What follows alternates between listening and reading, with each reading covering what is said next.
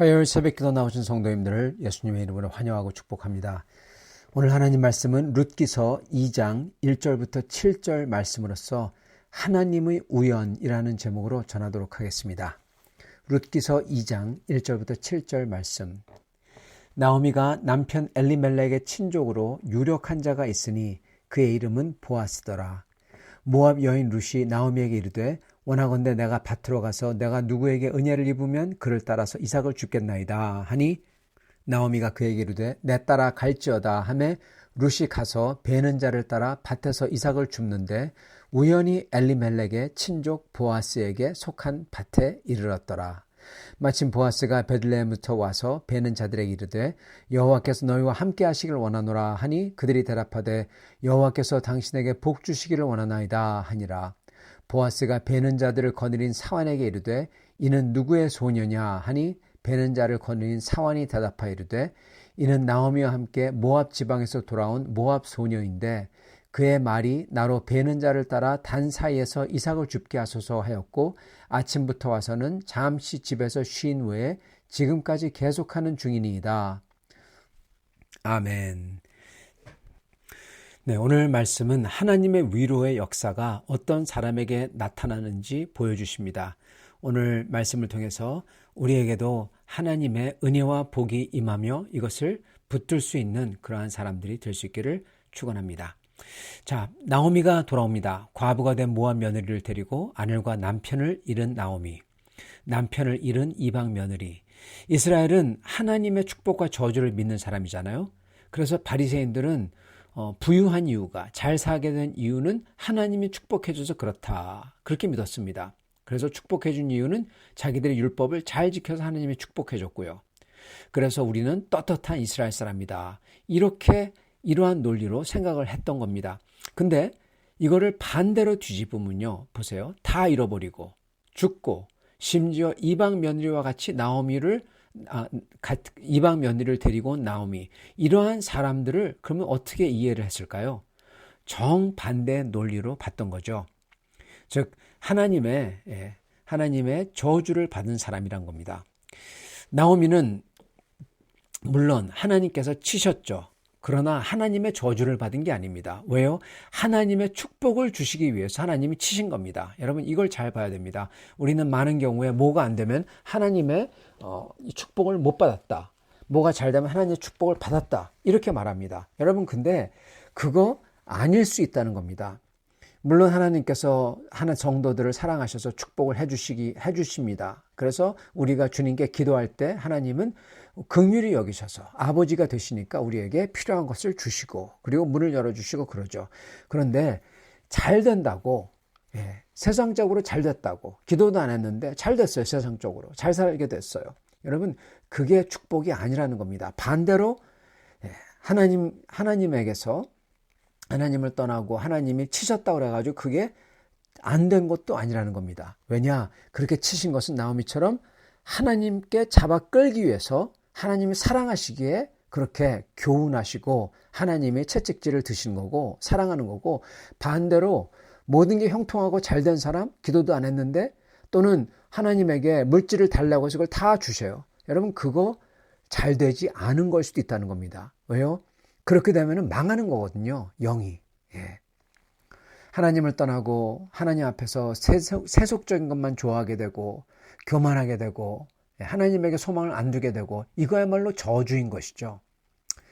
그래서 이 저주와 하나님의 축복은 겉을 봐서는 모른다는 것입니다. 단 하나님께서 우리가 기도할 때 들어주시고 우리에게 일용할 양식과 필요한 것을 제공해 주시고 그리고 하나님께서는 또 혼내기도 하시기도 한다는 겁니다. 그러나 그게 혼내는 거가 하나님이 사랑해서 하는 거지 저주가 아닌 거죠. 그죠? 반대로 잘 된다고 그래. 그래서 그게 하나님의 축복이 아니라 오히려 어떻게 보면 그거야말로 저주일 수도 있다는 것입니다. 자, 나오미는 사람들이 그렇게 봤던 거예요. 아주 하나님이 저주했다. 그러면서 이러한 나오미가 바랬던 것은 그게 아닌 것을 하나님의 저주가 아니라 하나님 아직도 우리를 사랑한다는 것을 느끼기 원했던 겁니다. 이런 나오미에게 생기가 도는 봄이 올 수 있을까? 빈털터리가 됐고 그리고 완전히 더 이상 생명을 잉태할 수도 없고 완전히 텅 빈 인생, 후손도 다 끊긴 사람, 이거를 강조하고 있다는 겁니다. 근데 이 사람이 축복이 아니라 저주를 받은 사람인가? 이겁니다. 심지어 마라, 쓰디 쓴 인생이라고 하잖아요. 이게 저주받은 인생인가? 근데 성경은 그게 아니라고 하시는 겁니다, 여러분. 그게 아니라는 겁니다. 이거를 저희가 잘 봐야 됩니다, 여러분. 여러분, 저희가 살면서 내가 원하는 대로 안 됐어요. 내가 가지고 싶은 대로 못 가졌어요. 내가 다 누리지 못해요. 남들처럼 누리지 못해요. 그렇다고 내가 하나님 앞에서 잘못된 건가? 그리고 내 인생에 더 이상 봄이 없는가? 아니라는 겁니다, 여러분. 아니라는 거예요.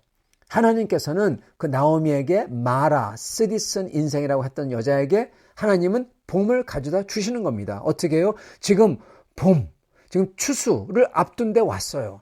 그리고 하나님은 복덩이를 붙여주셨어요. 룻이라고. 이 룻기의 이슈는요, 가장 핵심은 이겁니다. 이렇게 하나님에게 징계받은 인생이 다시금 꽉 차고 가득한 복된 삶이 될 수 있을 것인가? 다시 마라가 나오미 달콤한 그렇게 행복한 인생이 될 수 있을 것인가? 이게 룻기의 이슈인 겁니다. 겉으로 보기엔 저주받은 것 같은데 과연 그게 저주받았냐? 그걸 묻고 있는 거예요. 여러분, 바리새인들이 틀렸죠. 당연히 틀렸죠. 하나님에게 아니 그들이 잘 살게 됐다고 부자가 됐다고 하나님의 축복받은 거냐? 아니라는 겁니다. 예수님이 아니라고 하셨잖아요, 여러분. 예수님이 아니라고 했어요. 예수님이. 그거 아닌 겁니다, 그러면. 반대로 룻기에서는 마치 저주받는 것 같은 인생이지만 그게 아니라는 거예요. 왜요? 하나님이 사랑하시니까. 그래서 징계하고 그리고 징계하셨던 분이 이제 다시금 그에게 봄을 가져다 주신다는 겁니다. 그렇기 때문에 여러분, 중요한 것은 하나님께 돌아오는 게 중요합니다.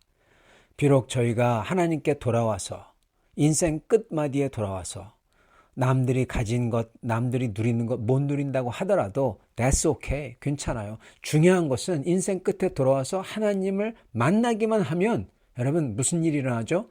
우리 속에 기쁨과 평화가 생겨요. 여러분 다 아시지 않습니까? 다 누린다고 그게 누리는 겁니까? 못 누리는 겁니다. 여러분 다 누린다고 누리는 게 아니에요. 다 가졌다고 그걸 누리는 게 아니에요. 다 가졌죠. 그렇죠? 누리지 못해요. 몸이 아파요. 그럼 못 누리는 겁니다. 암만 비싼 집을 가지고 있고 그것도 몇 채나 가지고 있으면 뭐합니까? 내가 아픈데. 그죠? 그리고 아프다고 하더라도 다 똑같이 아파요. 다 똑같이 아프다고 하더라도 한 사람은 마음속에 굉장히 휑하고 걱정이 있고 근심이 있고 불안하고 그리고 쓸쓸하고 외롭고 왜 외롭습니까? 자식도 있고 부인도 있고 남편도 있는데 왜냐하면은 그에게 하나님이 없기 때문에 그런 겁니다. 휑한 거죠.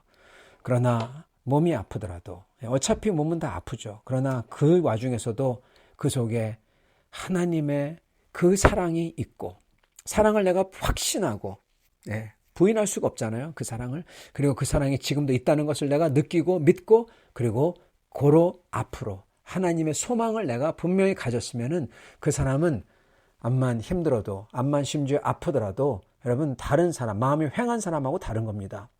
가진 게 달라요. 누리는 게 달라요. 그죠? 여러분 그래서 하나님께 돌아오는 게 중요한 것입니다. 나오미에게 봄이 왔습니다.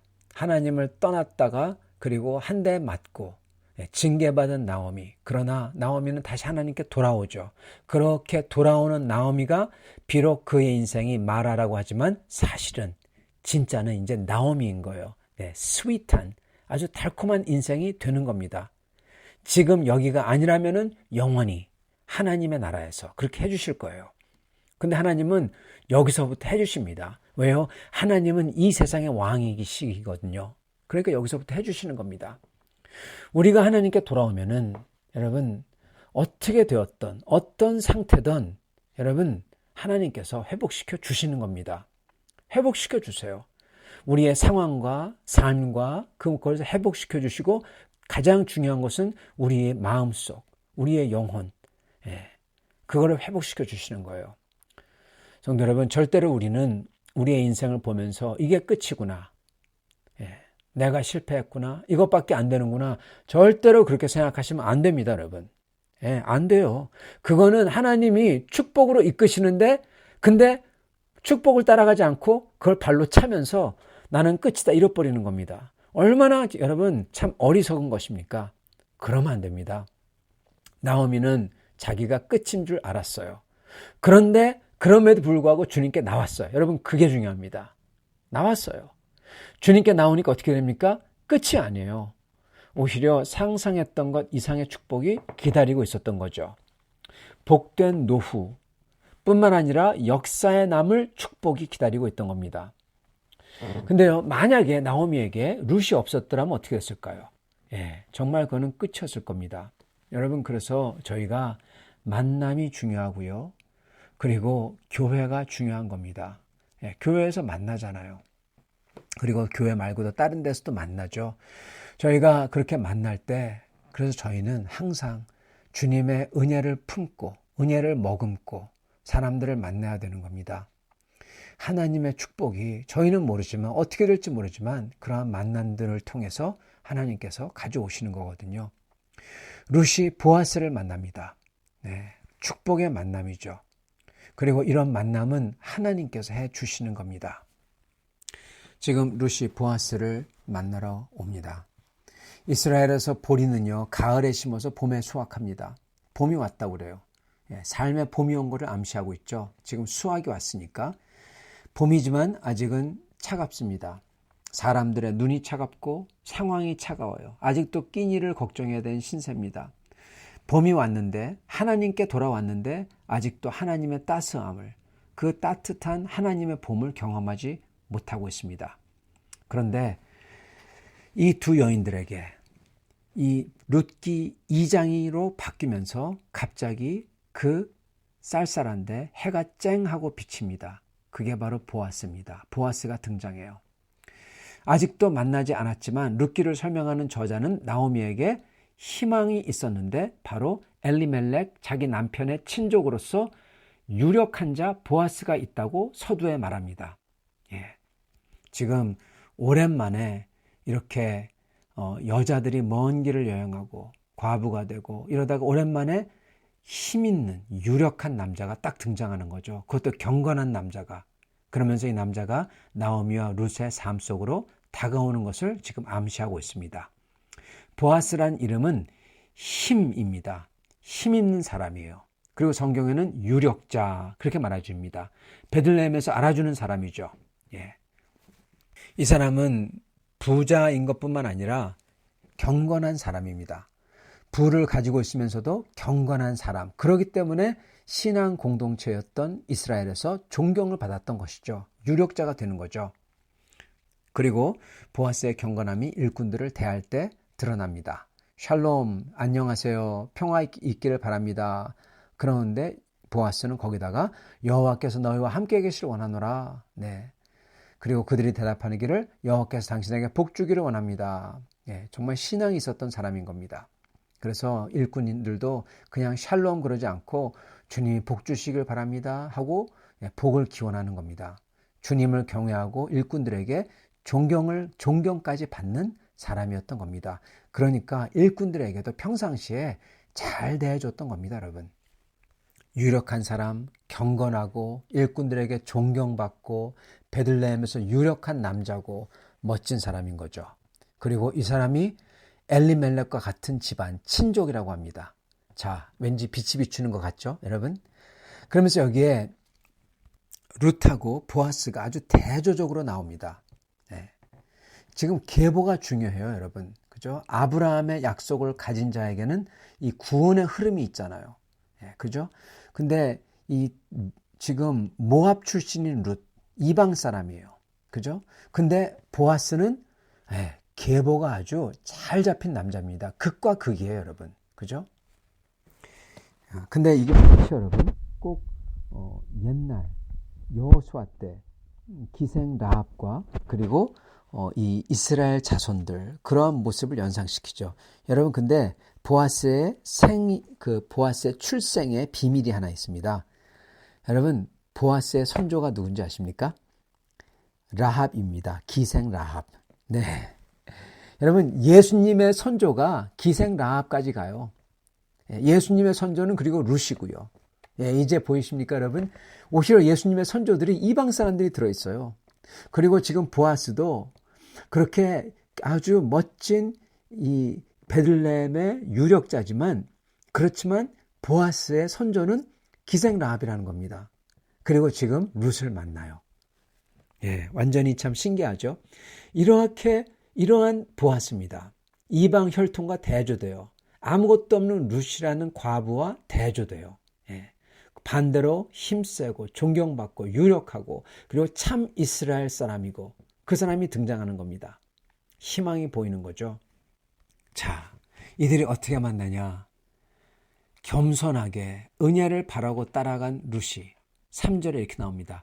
우연히 보아스 밭에 가게 되었다고 나옵니다. 우연히라는 말이 있습니다. 그리고 4절에 또 뭐라고 나옵니까? 그때 마침 보아스가 왔다고 합니다. 그래서 보아스가 룻을 보고 누구냐고 묻죠. 그리고 일꾼들이 그가 모압에서 나오미와 같이 온 여인이다. 그렇게 말합니다. 룻이 보아스의 눈에 쏙 들어온 겁니다.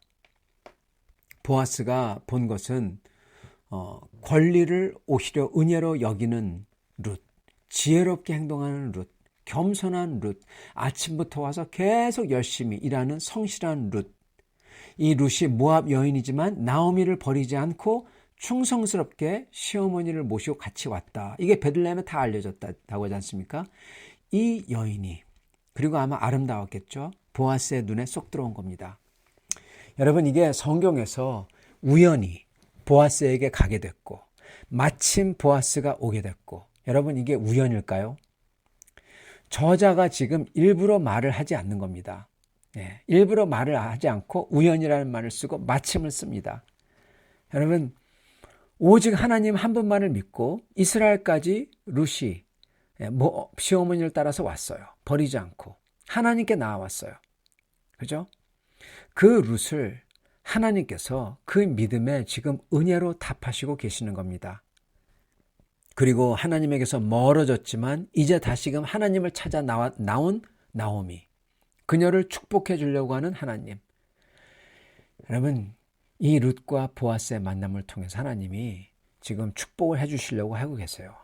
여러분 이게 어떻게 우연이겠습니까?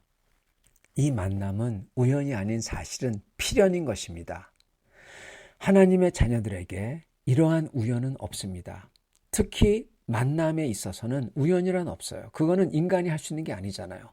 특히 주님을 믿고 의지하고 믿기 때문에 아브라함처럼 발을 뗀 사람, 그 사람에게는 여러분 아브라함의 축복이 있는 거예요. 왜? 아브라함도 하나님을 믿고 발을 떼서 머나먼 이방 땅으로 왔잖아요. 근데 하나님이 거기서 축복을 해주잖아요. 룻도 모압에서 발을 떼서 머나먼 자기에게는 이방 같은 이스라엘로 왔어요. 거기서 하나님이 룻을 축복해 주시고 계시는 겁니다. 로마서 8장 28절의 말씀처럼 하나님이 해주시는 거예요. 로마서 8장 28절 우리가 알거니와 하나님을 사랑하는 자 곧 그의 뜻대로 부르심을 입은 자들에게는 모든 것이 협력하여 선을 이루느니라. 아멘. 여러분 모든 것이 협력하여 누구에게? 하나님을 믿고 사랑하고 그의 뜻대로 부르심 받아서 그걸 순종하는 자에게는 모든 것을 하나님께서 다 협력하게 만들어서 하나님의 선을 이룬다는 겁니다. 바로 이 모습입니다. 하나님을 사랑하고 존경하고 하나님을 따라 믿고 나온 룻에게는 하나님이 모든 것을 협력해서 보아스를 잡아 당기고 룻을 잡아 당기고 그래서 협력하도록 만드는 겁니다. 성도 여러분, 저희가 이걸 믿어야 됩니다. 그렇기 때문에 모든 것을 은혜로 여기고 그 은혜를 사모하는 마음과 태도를 가진 사람에게는 하나님께서 역사하는 우연이 사실은 필연이었던 것입니다. 겸손의 마음으로, 사랑과 존경의 마음으로, 그리고 하나님을 믿고 따르는 성도에게는 우리 하나님께서 반드시 은혜를 주신다는 것입니다. 그리고 그러한 사람에게는 은혜를 볼 수 있는 눈을 주세요. 그죠? 겸손하기 때문에 은혜를 은혜로 볼 수가 있어요. 룻은 이것을 굉장한 은혜로 여깁니다. 당연히 이건 내 거다 그렇게 여기지 않아요. 여러분, 이런 사람이 하나님을 사랑하는 사람입니다. 당연히 내 걸로 여기는 사람은 은혜를 모르는 사람이에요.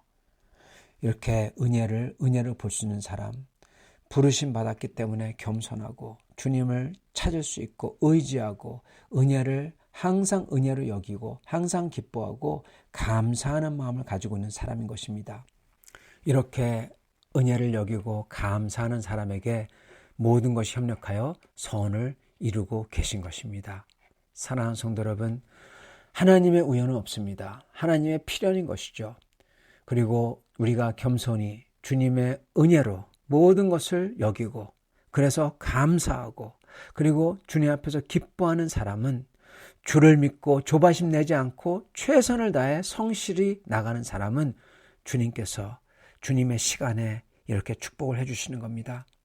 그래서 여러분, 오늘 여러분도 조바심 내지 마시고 주님의 축복을 믿고 주님의 평화를 가지시기 바랍니다. 주님의 평화를 가지시고 감사하며 주께 나아갈 때 주님께서는 우리의 삶을 그리고 무엇보다도 우리의 영혼을 우리의 영생을 주님의 평화와 은혜를 부어주실 것입니다. 이러한 평화와 은혜를 누리며 주님의 축복을 받을 수 있는 귀한 성도를 다 될 수 있기를 축복합니다. 같이 기도하겠습니다. 주님 감사합니다.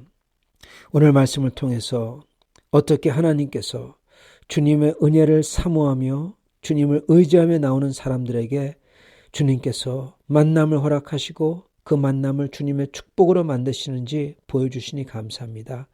주님, 저희가 이 세상 것 때문에 조바심 내지 않게 해주시고 저희의 삶과 저희의 인생과 그리고 저희가 여러 가지 어려움과 심지어 저의 건강 때문에 조바심 내지 않게 해주시고 어떤 상태에 있든지 주님이 나와 함께 계신 것을 저희가 기억하며 그 주님께 나가게 해 주시옵소서. 저희가 기도로 주님께 나아갈 때 주님께서 저에게 그 무엇보다 평화를 주시고 주님을 믿는 믿음 때문에 감사하게 해주시고 그 마음으로 은혜로 여길 수 있는 사람들 되게 해주시옵소서. 그럴 때 주님의 은혜가 주님의 말할 수 없는 사랑이 저에게 비칠 줄 믿습니다. 감사하며 우리 주 되신 예수님 받들어 기도드립니다. 아멘.